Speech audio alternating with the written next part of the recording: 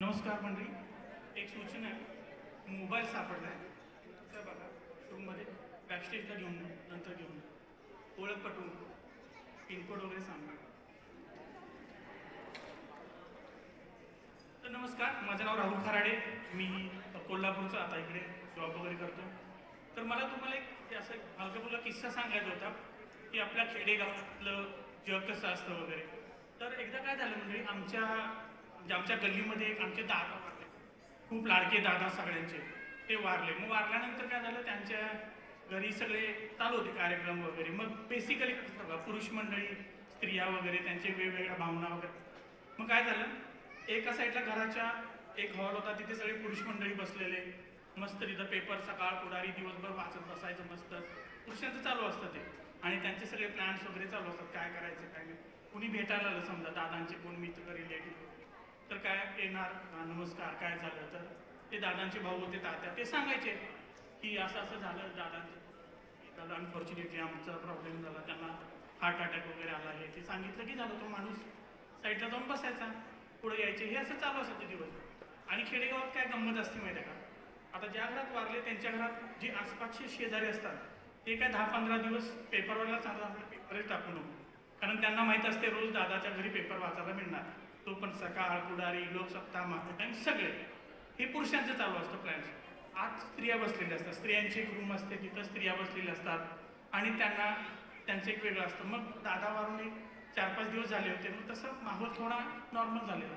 मग दादांची वाईफ एका कोपऱ्यात बसलेली, ती बिचारी एकदम दुःखात होती. दादांची बहीण अक्का, ती पण आलेली, ती पण अशी बसलेली, त्या जुन्या मैत्रिणी वगैरे.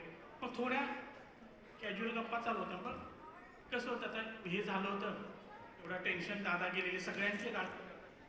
मग अक्का आपल्या पदर घेऊन दुःखात, एकदम दुःखात अक्का आणि त्यांच्या मैत्रिणी बसल्या. अक्का म्हणते, बाई ते लाडक्या बहिणीचे पैसे मिळतात काय ग तुम्हाला? संगीता तुला मिळतात काय ग लाडक्या बहिणीचे पैसे? संगीता म्हटली, नाही, मला आणि माझ्या जावला मिळत होता आधी, एकनाथ शिंदे देत होता, तर फडणवीसनं बंद केल्यात. का फडणवीसनं का बंद केले? ते आमच्या सासूबाईंनी पेन्शन मिळते ना, त्यामुळे फडणवीस म्हटला ज्यांना पेन्शन मिळते त्यांचं पैसे बंद. किती मिळते का पेन्शन? 270 रुपये. 270 पेन्शन, बरोबर. आणि अनिता तुला मिळतात लाडक्या बहिणीचे पैसे? अनिता म्हटली, हां. संगीतानं सांगितलं की अनिताचं काय बाय, तिला मिळतात, तिच्या जावाला मिळतात, तिच्या सासूला मिळतात, तिघींना पैसे मिळतात.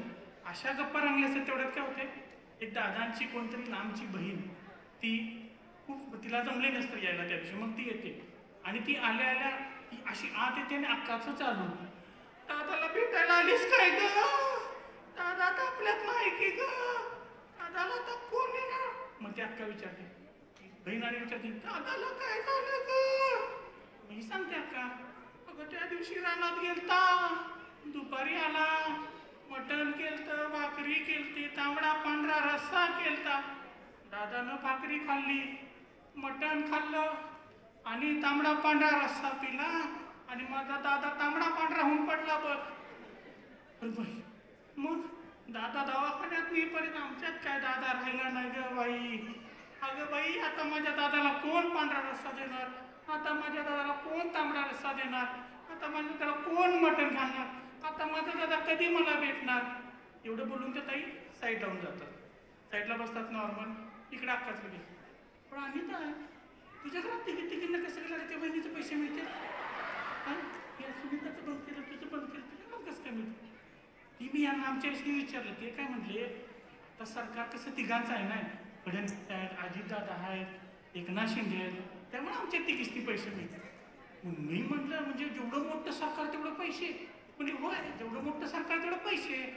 मग मी पण गणपती बाप्पाला आता प्रार्थना केली, गणपती बाप्पा यांच्या सरकारमध्ये शरद पवार बी जाऊ दे, काँग्रेस पण जाऊ दे, राज ठाकरे पण जाऊ दे, उद्धव ठाकरे पण जाऊ दे, आणि यांचं सरकार मोठं होऊ दे आणि आम्हाला असंच पैसे मिळत राहू दे.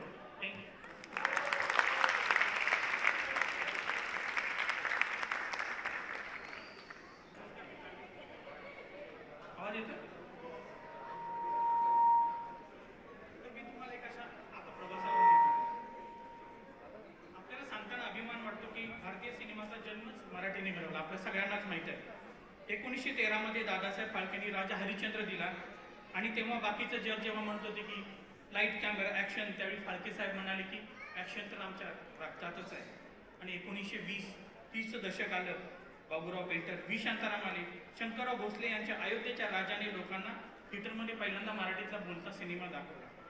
आणि त्या काळात लोक इतके एक्सायटेड झाले, इतके वेडे झाले की सिनेमातून बाहेर पडलं फक्त त्या डायलॉगमध्येच बोलायचे. नंतर आलं 40चं दशक, 50-60चं दशक. भालजी पेंढारकर यांनी तलवारी, घोडे, ऐतिहासिक कथा आणल्या आणि लता मंगेशकरांनी आवाजाची जादू दाखवली. गाण्याला भाषा लागत नाही, फक्त स्वर लागतात. मित्रांनो, चित्रपट साधी माणसं 1965, पण गाणं ऐरणीच्या देवा तुला ठिणगी ठिणगी वाहू दे, आज जे ऐकलं तर अक्षरशः रोमांचित होऊन जातो. नंतर आला 70-80चं दशक, म्हणजे धमाल, दादा कोंडके, डायलॉगची गणच. नंतर आले अशोक सराफ, कॉमेडीचा बादशाह, लक्ष्मीकांत बेर्डे, एनर्जी बॉम्ब. नंतर आले नीलू फुले, खलनायक इतका जबर की लोक त्यांना रिअल लाईफमध्ये सुद्धा खलनायकच म्हणायचे. आणि आजचे विलन बघा, इन्स्टावरती ओनली रील्स, नो रिअलिटी. नंतर आला 90 म्हणजे काय, फॅमिली ड्रामा, हॉरर, कॉमेडी सगळंच आलं. महेश कोठारेंनी झपाटलेला देऊन आपल्याला तात्या विंचूला भेटवलं. हॉलिवूडमध्ये असतील 1000 विलन, पण आपला फक्त तात्या विंचू. अलका कुबल, प्रत्येक आईच्या डोळ्यातला अश्रू. स्मिता तळवळकर, प्रत्येक घरातलं कौटुंबिक ड्रामा. आणि अशोक सराफ लक्षात, थिएटरमध्ये पोट दुखेपर्यंत हसवणारे. नंतर आलं 2000 दशक आणि हे दशक घेऊन आलं मराठी सिनेमाला नवा श्वास मिळाला. आपला नॅशनल अवॉर्ड मिळाला. नंतर आले Dombivli fast, middle class frustration दाखवणार, परफेक्टली कॅप्चर केलेलं. नंतर आला देवराई म्हणजे काय, मेंटल हेल्थवर लोकांना विचार करणार लावणारा मूवी. नंतर त्या काळात बॉलिवूड अजूनही शाहरुख, सलमान आणि आमिरमध्येच अडकला होता. नंतर आलं 2010चं दशक, हे दशक म्हणजे धमाल दशक. पहिलं आलं शाळा म्हणजे काय, पहिलं लव्ह लेटर, पहिलं प्रपोजल, पहिलं रिजेक्ट. मग आला बालक काय होता, क्युरियोसिटी अँड कॉमेडी, आधी पालकांच्या मनातील थोडी भीती पण. नंतर आला दुनियादारी म्हणजे काय, मित्र, प्रेम, ड्रामा आणि साऊंड ट्रॅक. आजही आपण डीजेवर फिरतो. नंतर आला टाइमपास, कॉलेजच्या आठवणीत आपण आजही रुळून जातो.